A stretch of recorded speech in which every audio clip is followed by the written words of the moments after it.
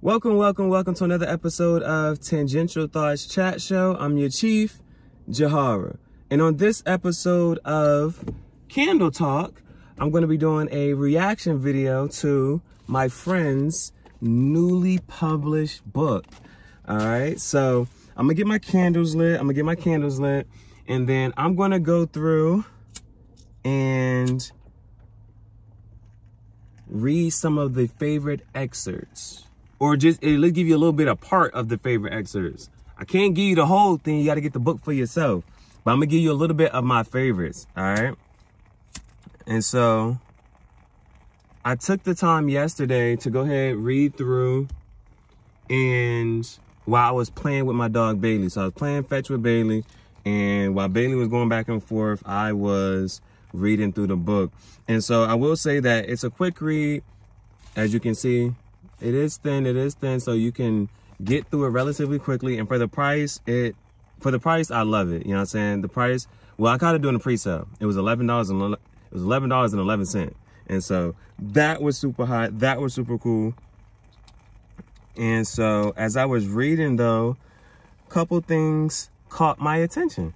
And so I just want to go through and do a reaction video. So I already told you what I do love about it. I love the fact that it's not confined to just a box here. Like I told you, like with this scorpion, the fact that the scorpion starts here, ends on the back, that just keeps the concept going. It opens your mind just a little bit.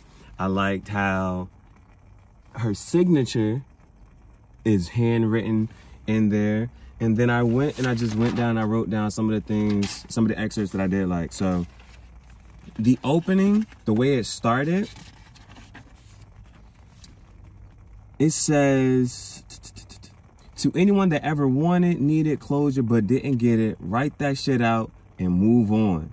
Or in my case, write a book about it. Someone that figured out that sometimes the closure that you didn't get is the closure that you needed. But the part that I really like with this next part, it says, in loving memory of the self-doubting version of me, she will not be missed. I love that right there. I think I did mention it the other day, like, so on this next page, it has Sun, Moon, Rising, Mercury, Venus, Mars, Jupiter, Saturn, Uranus, Neptune, Pluto for her. And so I like that little tidbit. It's not her like full birth chart with the whole thing, but it's just written out there. And I just thought that was cool. You know what I'm saying? So the next part that I wrote down that I liked, end of nightmares. So like they're excerpts, and like even on the back, she's like, yo, if the shoe fits, you know what I'm saying? The shoe fits, but you don't know who she's really talking about. But at the end of this excerpt called The Nightmare, I really liked it. And so I'm not going to give you the whole nightmare. I'm just going to give you the end part of it. And so it kind of talks about meeting someone for the first time and the anxiety, the fear surrounding that, right?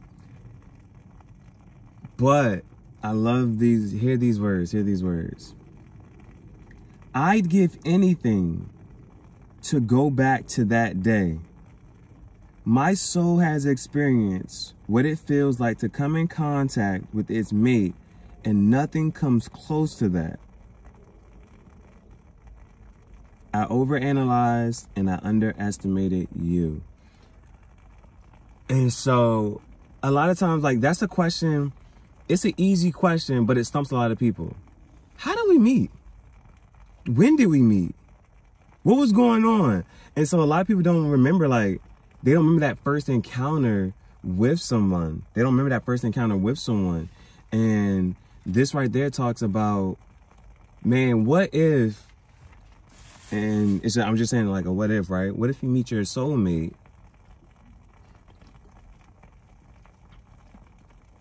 That time, that moment, the first time that you give your soulmate a hug, the first time that you come in contact with your soulmate, you'll never get that day back. You'll never get that experience back. But that moment right there is everything. The peace, the tranquility, the eternity in that moment is powerful. And I like, it just says, I get anything to go back to that day. Next. The next part I liked is an excerpt called London Bridge. Okay, the excerpt is called London Bridge is Falling Down. So I like the page before and the page and the actual excerpt. So the page before it says, sometimes I hate you. But then I realized the hate I have for you is really just me hating myself for loving you more than I loved me. And that shit is like, damn. How you can have more love for somebody else. And not only that, you know it. Like, you know that you're treating this person better than you treat yourself. You're talking to this person better than you talk to yourself. You're loving on this person more than you love yourself. You know it. And it's like, you don't even care. Not the fact you don't, it's not that you don't care. It's like, you know what? I love this person that much. I'm willing to surrender the love that I have for myself for this person. I'm going to love this person better than I love myself. And I hate them for that I'm so weak for them. That shit is hot. I like that. Now, London Bridges is my shit. London Bridges is my shit. Okay, so London Bridge is falling down. It says, I've burnt bridges with people just to be able to build a bridge with you. The difference between me and you are that you play games to protect yourself, but I play games to eject myself from your soul hole. And I forget what, I think I was just watching Peaky Blinders. And it's like, you know how hard it is to build a bridge? And it's way harder to build a bridge than it is to maintain one. And this right here says, I burn bridges with people just to be able to build a bridge with you. I knock these connections off just to put some pieces together to get closer to you. And I ain't getting that in return. Alright, that was my shit. That was my first one. That was my first one, like, oh, okay. Oh, now, this next one, I'm not going to read it to you. But another thing that I enjoy about this book, right, is that, first of all, okay, I'll give you a little bit of, like this, so you can see the font, right?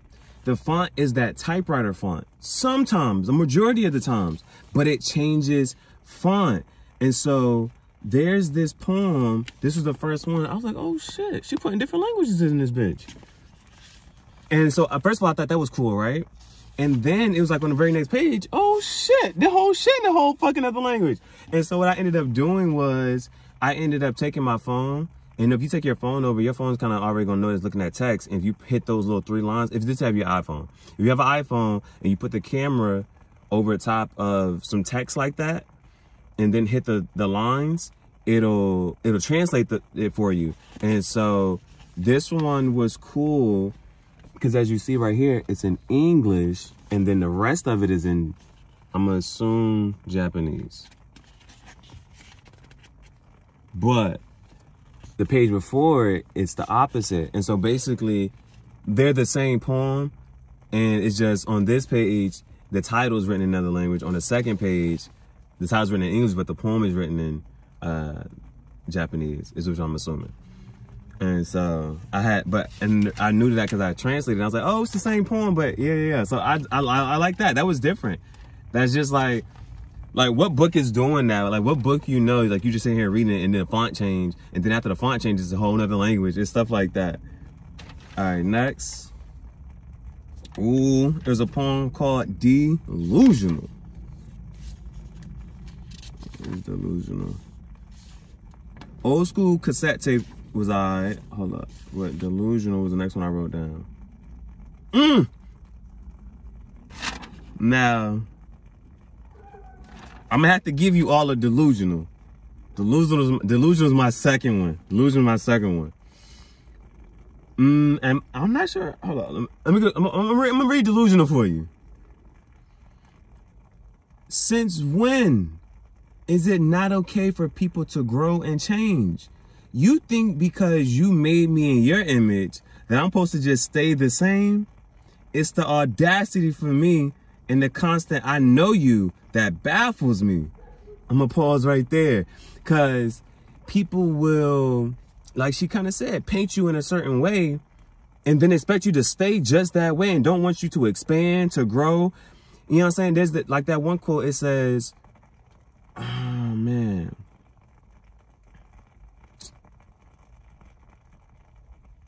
We die at the age of 18, but we're not buried until we're 80.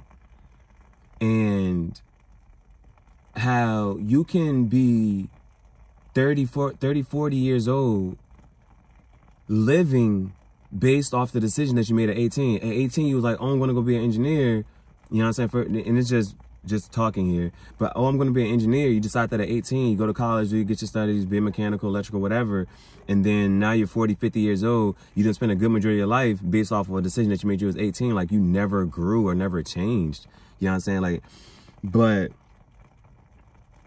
I remember meeting a friend, and she was like, yeah, I'm too talented to just have one career. Like, I'm going to switch careers at some point in my life. She was like, I'm going to grow, I'm going to change. And so she was getting she had a double major. And she was like, yeah, I'm going to do this for a little bit, and then I'm going to switch to this career. Like, she knew that she was so talented. And that was my first time hearing somebody ever say, like, you know what, I'm just going to switch careers. But it's like, you do evolve and change. And so, just reading. It's an insult to my growth if you think that just because you knew me yesterday, that you know who I am today or who I'm becoming. I am constantly evolving, even if it's not for the betterment of you and your reality. That's another major hit right there on some,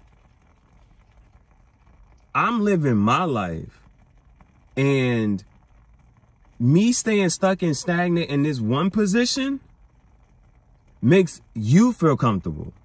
But as soon as I move from that, as soon as I leave from that, especially if you're not attached to this new abundance or this new growth that I have, it offends you, it insults you, it makes you feel some type of way, it makes you feel inferior. That's for you to deal with. But I'm growing. Next, who are you to decide at what pace and what areas it's okay for me to grow in? And it's even as people have a religion at a certain age and then switch to spirituality, or they want to open their mind, they want to expand different things. It's like you're just here, right? And they always want to say, I'm just a spiritual being having a human experience. There's so many different phases to life. And if you have the courage to experience more parts of life, yeah, it's like, yeah, okay, I did the college thing, I did the school thing, I've done having a job, I've done this, I've done that. I'm ready to experience a different side of life. And it doesn't matter in what area. It's personally, I might want to experience certain things. Professionally, I might want to look out for more experiences. And it doesn't, personally, professionally, just regular everyday life, you wanting and craving new experiences, or people get stuck. It's people who never left their neighborhood. It's people who never left their city. And it's people just get stuck in that mindset and that mentality. And so I like that. I like delusional. I like delusional.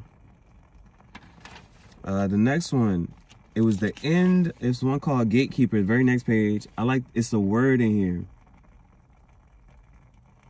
Now, I kind of like Gatekeeper because it was almost as if her boyfriend is talking to her type of thing.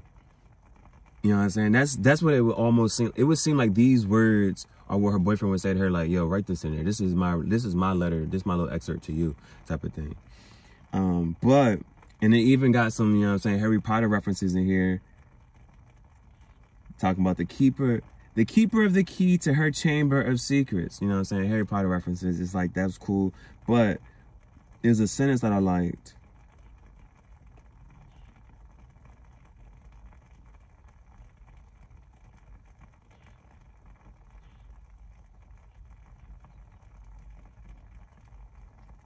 Sentence. It's a lot of I am. And then it's the illusion to all of her regret. That's a fire line. I am the illusion to all her regret. Like, she may regret this person. She may regret this experience. She may regret this heartbreak. I'm the illusion to all of that.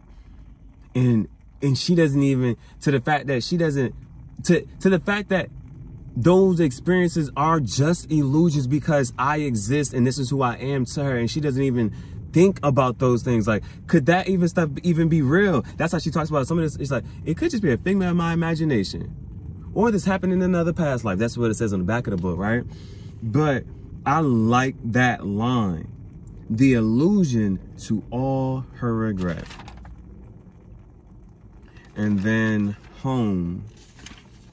Home is the next page. I'm going to give you the sentence. I'm going to give you a sentence from here. Again, you got to get the book yourself. You got to get the book yourself.